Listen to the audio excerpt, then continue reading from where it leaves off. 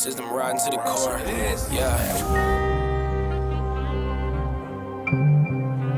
Reppin' inner city left.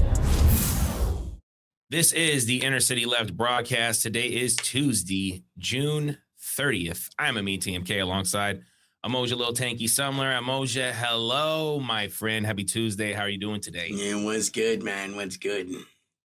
Out in these streets, living. Maybe, I always think if we take like a day off or something, then people are always like, oh man, finally they're gonna quit. Finally they're gonna be done.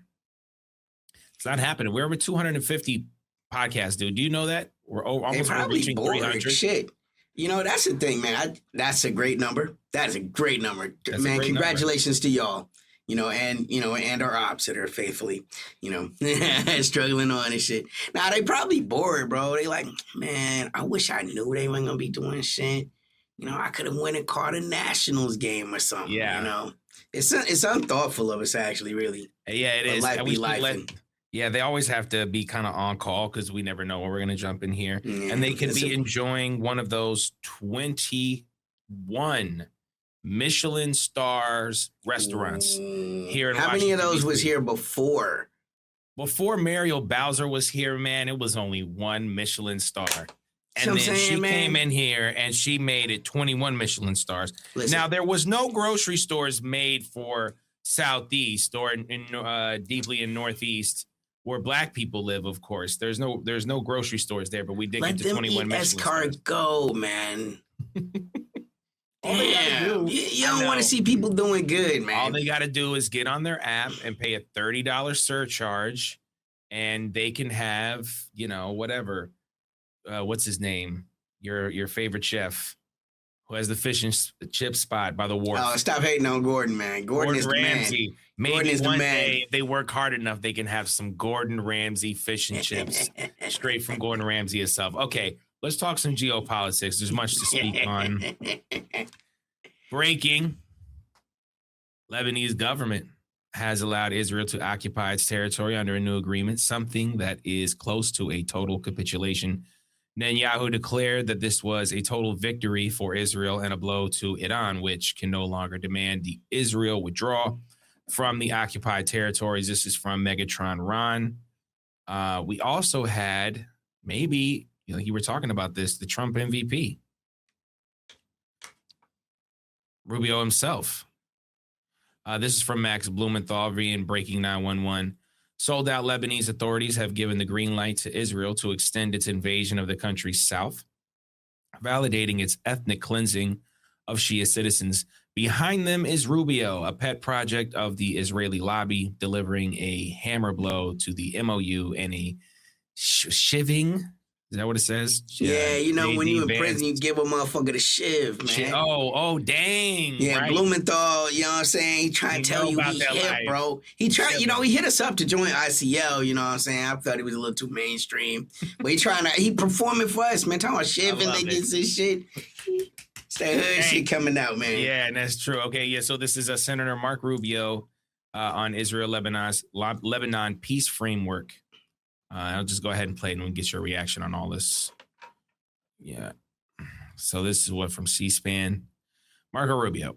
Is a good day in that we're happy to announce a framework agreement between the sovereign government of Lebanon and of course, the government of Israel with a mediation and support of the United States of America that begins to put in place a framework for lasting peace and security.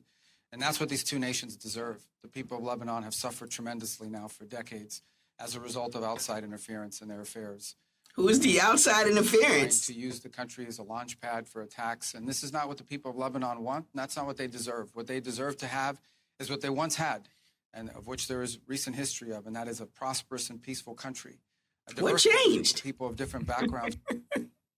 Man, yeah, facts. Live and coexist side by side, and in many ways was the envy of the region and of the world.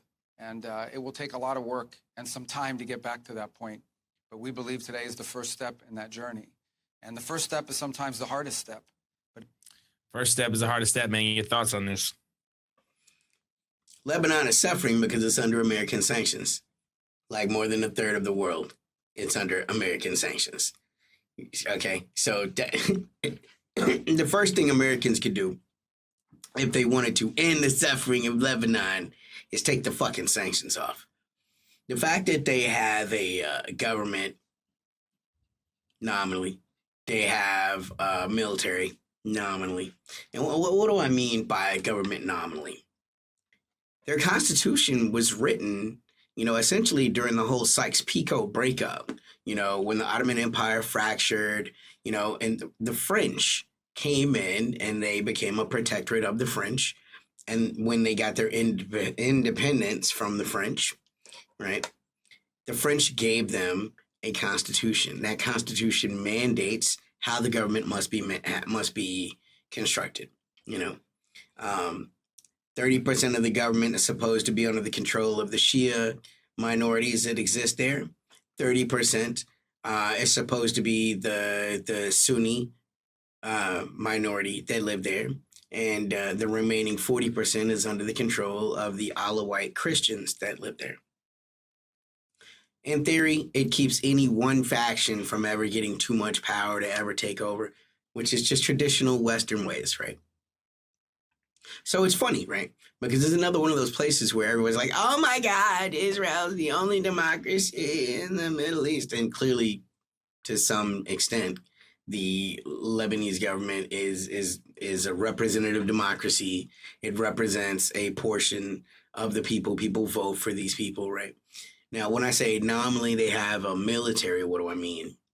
Well, that government that is construed and constructed based upon the confines that the Western governments gave them, once the French kind of lost possession, the Americans stepped in and kind of became the new overlords and the patrons of that government, it must be said. The Americans, in order to get this aid, they set terms.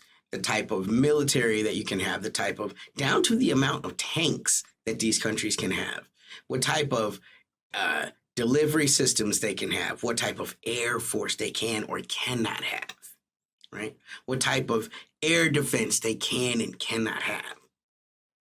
So the people, right, because you have to realize overwhelmingly these governments are led by the Alawite Christians, which are, for whatever reason, still more closely associated with the West and dealing with the West and have Western values.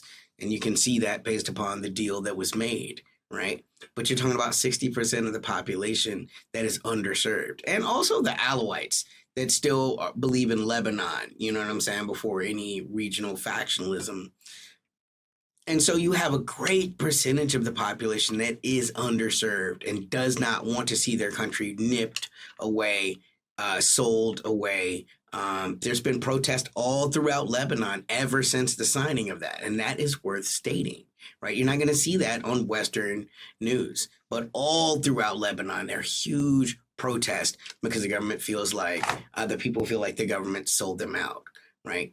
The government is incapable of looking to the needs of the people. The military is incapable of defending the want and sovereignty of the people. So what happened?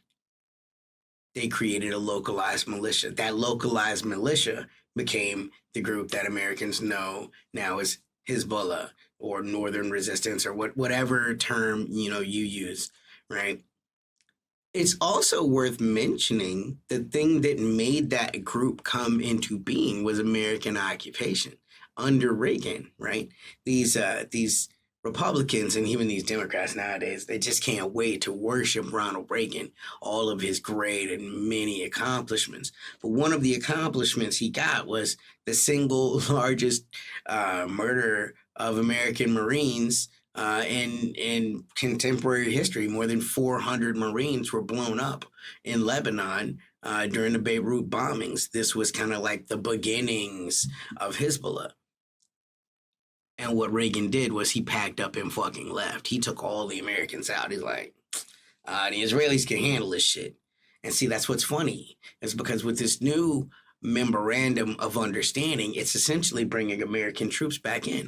Even as we speak, Congress is poised to vote on a war powers resolution, which is essentially going to end the United States support for the Israeli war in Lebanon. But what it's really about is if that memorandum is followed, then American troops are going to be stationed in Lebanon, South Lebanon, under the auspices of training, the Lebanese military, not to fight the Israelis, no, but to find Hezbollah, right, and to disarm them. And so the Americans are now essentially using the Lebanese military as their own shield, the glove over their fist to try to, accomplish through trickery what the Israelis weren't able to accomplish in battle, in spite of Israel's incredible penchant for violence, right? Even to the point where even the president is like, damn, he's just going in and blowing up all these buildings. But I will say, and this is the last thing, once again, it goes to the root of why the Republicans are ahead of the Democrats as far as playing the game of politics, right? Because you see that even within this administration, there is no loyalty. You have J.D. Vance over there trying to make this MOU with Iran. One of the first things, the first dictate in there is the Israelis have to leave Lebanon. So now the vice president has been totally snubbed and, let's be honest, humiliated by the Secretary of State, Marco Rubio. Shivved. Yeah, gave him the work. Got him. You know what I'm saying? Because look, the Democrats want to act like Trump's going to run forever. Look, that's not even possible, right? The way the Constitution is set up right now, not that it means a whole lot, but on paper, there's no way for this man to run. The Republicans are already positioning themselves for a post-Trump world with several candidates that are creating their own little resumes and their own little narratives for 2028. You have Marco Rubio, look at what I've done in South America. I brought to the American empire Venezuela. I quelled Cuba, and I destroyed Lebanon, in the dark horse, you have the Secretary of War, Pete Hegseth, the new face of American muscle. You have J.D. Vance out there trying to be the face of calm. Look at what I've done. Now I'm trying to let, dialogue work, trying to do all those things. In the background, you got Joe Kent. You have Tulsi Gabbard, all of them with their own stories of how they were resisting the Trump administration and or advancing the American interest. Meanwhile, with the Democrats, you have this weird little, oh, God, we hate the DSAs. We're so scared that he did rent control for 1 year. Like, that shit's not going to land nationally. And it's not going to create them the kind of backing that creates a narrative and a story. So once again, this just goes to show the lack of cohesion as far as where the Democrats are. And even in the face of duplicity against its individual components of the Republican Party as a party, keeping itself positioned to destroy these Democrats nationally. And their only hope right now is like, oh, well, maybe, the Democrats can win the midterms. But when you have people like AOC saying, well, my only real objective is to get the minority leader, who is incredibly conservative, to become the majority leader, the Speaker of the House, that doesn't excite progressives. And it continues to further expose her, which is going to make her own 2028 run that much more complicated, Yeah. Yeah, they do again, very little has been done. It's like just enough gets done to have nothing done. That's what the Democrats do. Yeah. That's what they've done since this war has began. And no one is really trying to curtail Trump in a way that really matters. And, especially where we are now and how this war is going to continue, because it does look like it's going to continue because Lebanon is not going to back down regardless. No, there's going to be a civil war. This is going to be a civil war, and that's what the Americans want. We talked about this. We mentioned it. Maybe we talked about it on air or not. But in Bolivia, they have this great indigenous pocket of the left. And, they were out there and they were, protesting sort of. That's the new Western world where everybody's protesting. And, they were looking at the police officers there and they were like, wow, these are our sons and daughters out here. And that's sort of what the United States always banks on, is there's just going to be people out there that are willing to use force. And you can look at ICE agents here, law enforcement here, to just kind of oppress its own people. And that is, unfortunately, Lebanon's going to have a difficult time doing that because of Hezbollah, because of Iran, and because Iran continues to make the peace agreement also surround Lebanon and Israel, and their greater Israel aspirations can't have that. And, there's just sort of the back and forth between them. And, we've been talking about it for a while. We don't see this conflict, this war, this aggression to end anytime soon. And not only that, it hasn't just started. If we look at sanctions, and we're going to talk a little bit more about sanctions in Venezuela and Cuba coming up soon, but sanctions are an act of war, and Iran is one of the most highly sanctioned countries in the world. So if you look at it in that regard, this war has been happening for a long time, and it's going to continue to happen for a long time. Speaking of, I got a little something. Hey, everybody, check this out. Nothing to see here. Oh, nothing to see here. It's just the U.S. Marine Corps Major General Kevin J. Jarrett, who has been tasked with leading the earthquake response effort by the United States Southern Command, also known as SOUTHCOM, in Venezuela, met earlier today with Venezuela's Minister of Defense. Wow, that was a Freudian. Gustavo Gonzalez Lopez. Look at this, man. Looks like everyone is buddy, man. Pretty chum. I know this is that. Do you see it? Man, I mean, it's like, it's almost very like bro. They didn't just kidnap your president 3 months ago. Like, I mean, so that is literally Southcom in Venezuela. They had a huge earthquake, man. I think the death toll's up to like 2,400 people, several more missing. And now we see the United States coming up in here saying they want some disaster relief. Have you seen this before? What are your thoughts here? Yeah, so again, the first thing to acknowledge is the Americans and the Europeans are holding $30 billion of sovereign wealth. Okay, that's just been frozen. Venezuelan sovereign wealth. And this is what the Americans do. They've done the same thing in Iraq, They control the sovereign wealth of these countries. These countries have to deposit their wealth in American banks with American dollars.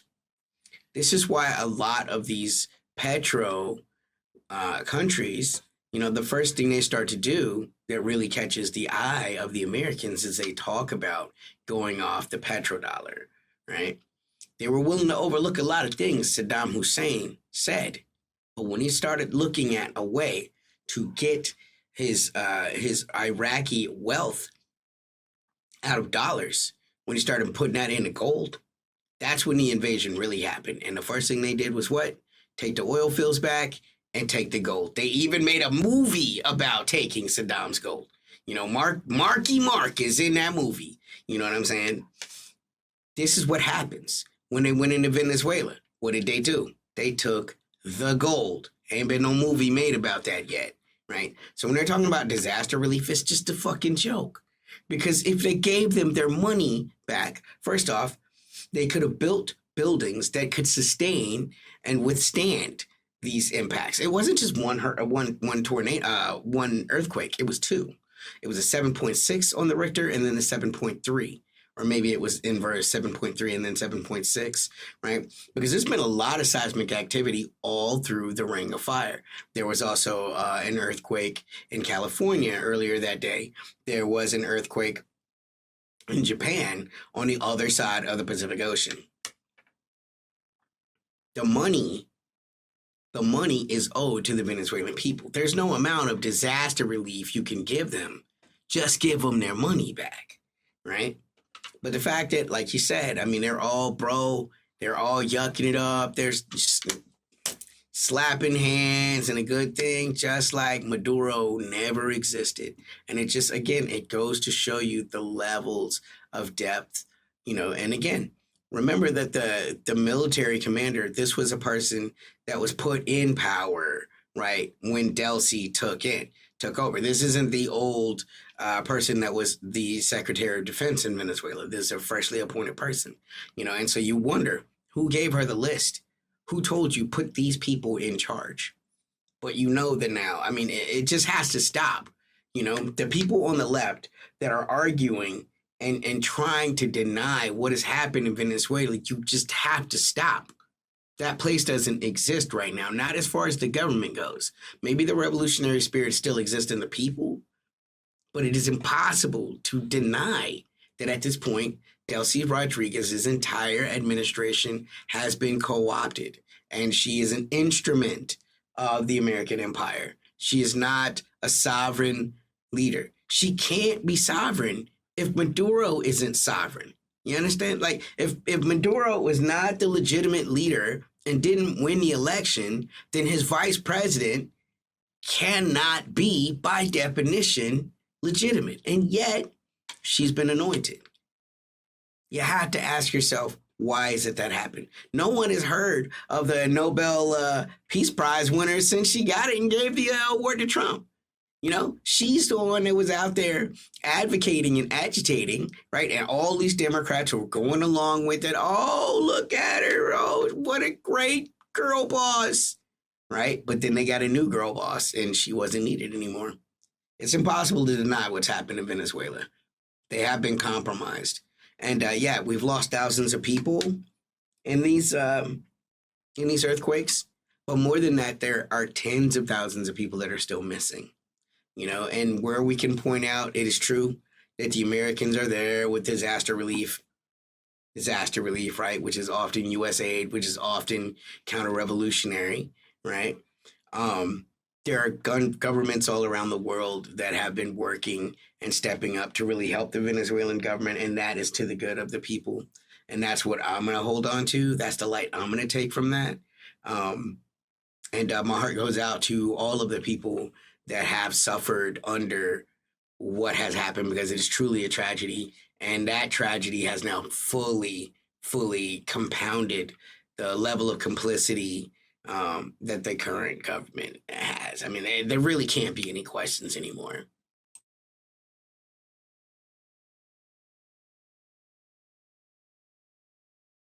You are muted, sir. Thank you, friend.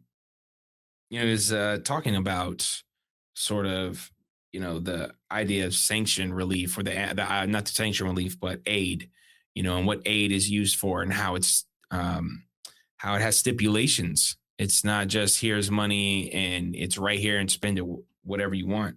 Raul Diaz-Canel, who is the president of Cuba, earlier today, he was asked about the $100 million aid package that the United States was trying to give. And he said, sounds like a joke. Their blockade costs us over $5 billion a year, and they come at us with $100 million.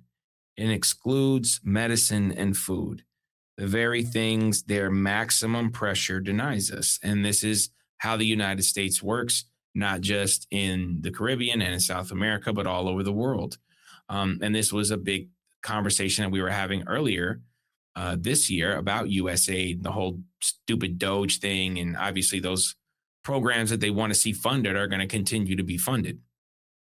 But this is why when people ask us, oh, what charities are you into, or this and that, it's not really a thing that I like to do. Charities are often backed by Western powers, these NGOs.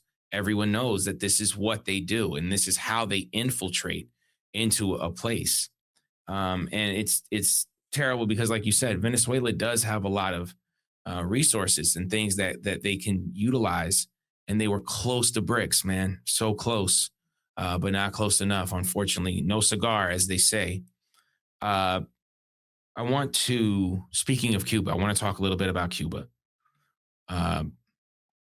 because there has been a lot of conversation about reforms that are happening there. Also, the United States trying to, I believe, they did indict Raul Castro. So this is a tweet right here.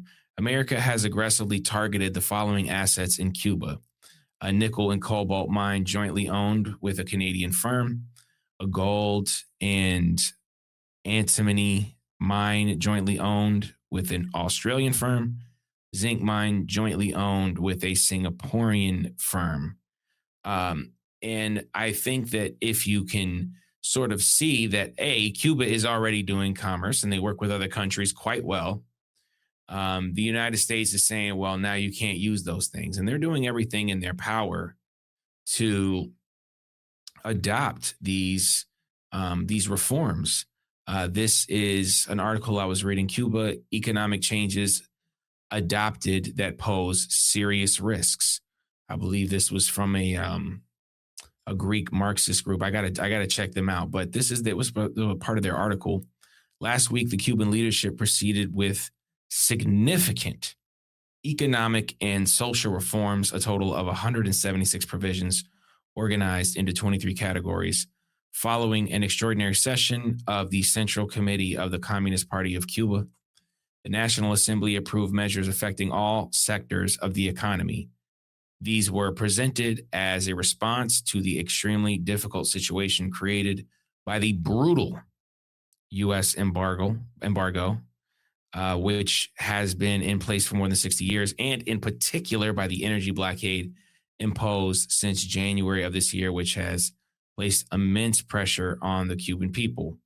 And one more thing I want to show you here as the article continues, just this part right here. Boom. A central feature is this promotion of foreign private capital investment across all sectors of the economy and the adoption of market mechanisms as a means of allocating resources.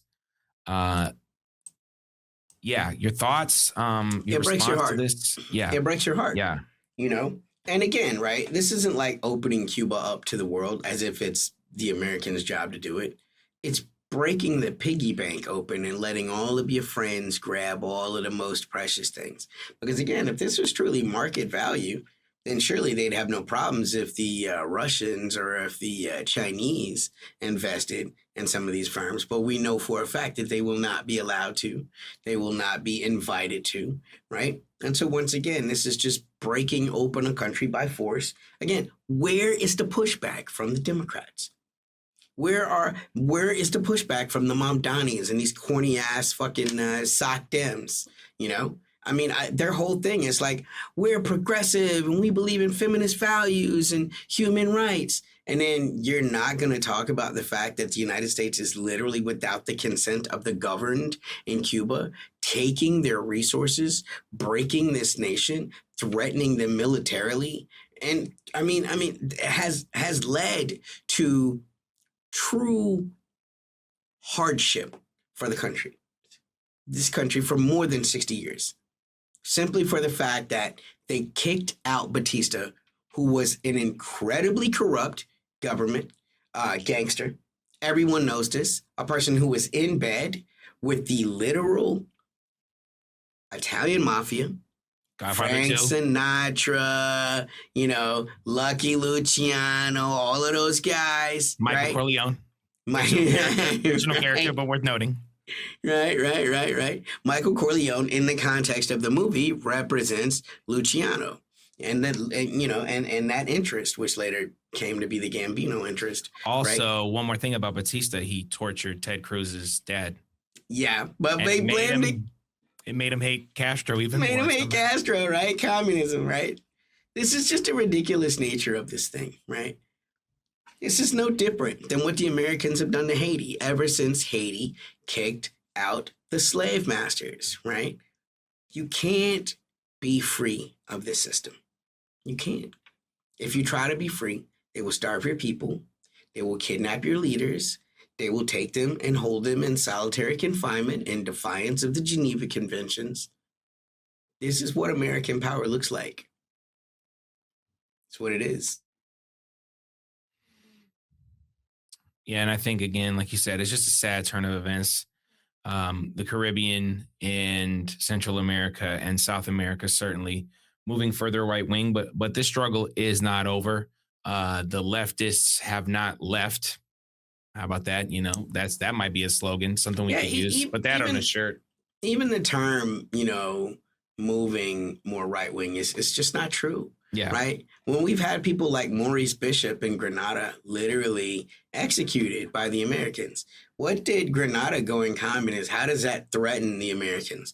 Do we feel like Grenada is going to invade the Americans? Like, it's not the right of the American government to pick what the people of other nations can and cannot practice as far as their own right to be to be governed. Again, and I say this in the fact that if we can do business with the Saudis, right, you lose every single shred of credibility that you would have had about like human rights and women rights, LGBTQIA, right? All of these arguments that people use to justify American muscle, right, being unleashed on these countries. I mean, think about what the GDP of the Caribbean would be if they were able to operate as one government, the way that Indonesia is, where all of these different islands work together to become a super nation, right? I mean, we'd be talking about one of the most formidable. They probably would have, it's unimaginable to know what they could be, but that will never be allowed to happen. They're kept small, they're kept weak, they're kept underdeveloped, I mean, how is the America that has treated and created this Puerto Rico fiasco, which is not a state, it's truly just a territory, right? Just in all constant limbo.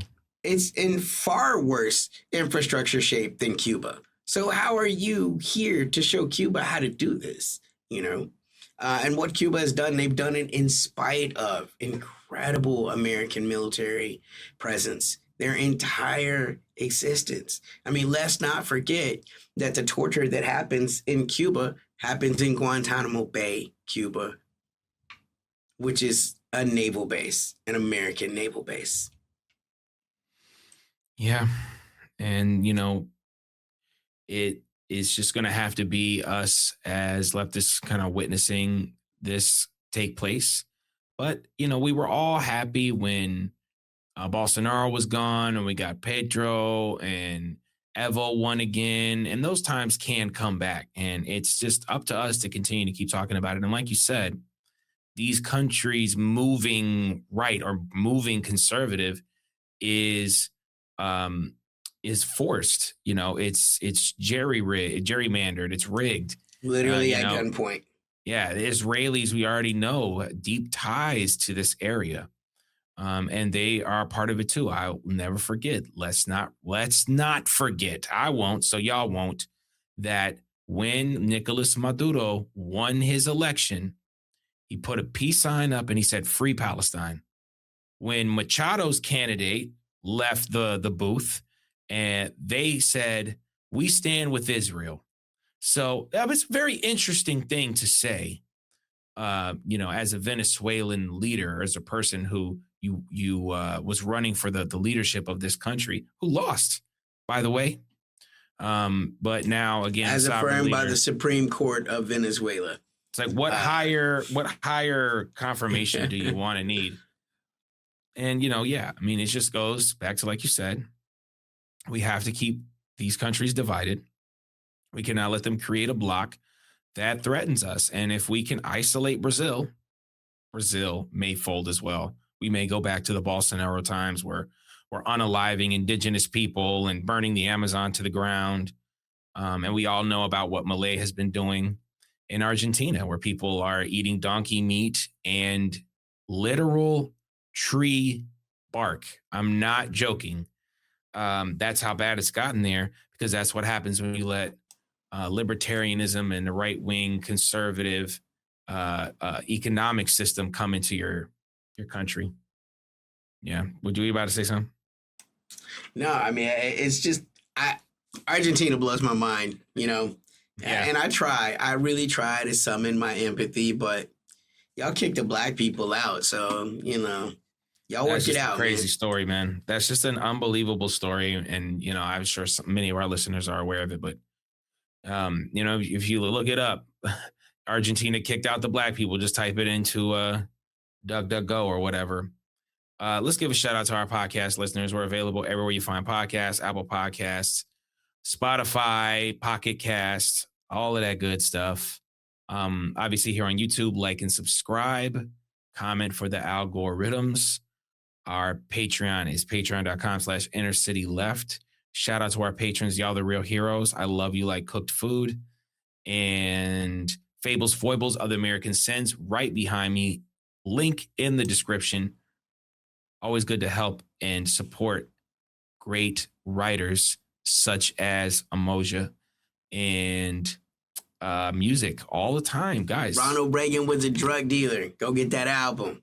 I mean, TMK. Do that. Put us in your ear holes.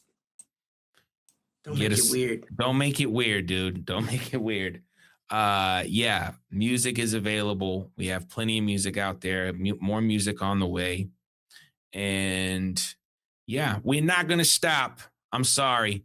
We're going to employ more of them people to be sitting in a cooped up van somewhere or in an office somewhere, not unlike Edward Snowden's office, listening to the things that we do. They get to hear the unreleased stuff, which is probably very special. He was a bad guy before he was a good guy. There it is. Same thing with Manning. Yeah. It was like, wow, this has gone even too this far. This shit is a little wild. Chris Dorning. Dorning. Yeah. How about John? This shit's gone too far. Yeah. John Kiriakou. You know, all of these guys, man, they were there and they saw it. And as they say in London, saw it. Okay. I think that's enough. I think we've done enough. For Mojo Tanky Summer, I'm Amin TMK. This is the Inner City Left broadcast. Peace. System riding to the core. Yeah. Reppin' Inner City Left.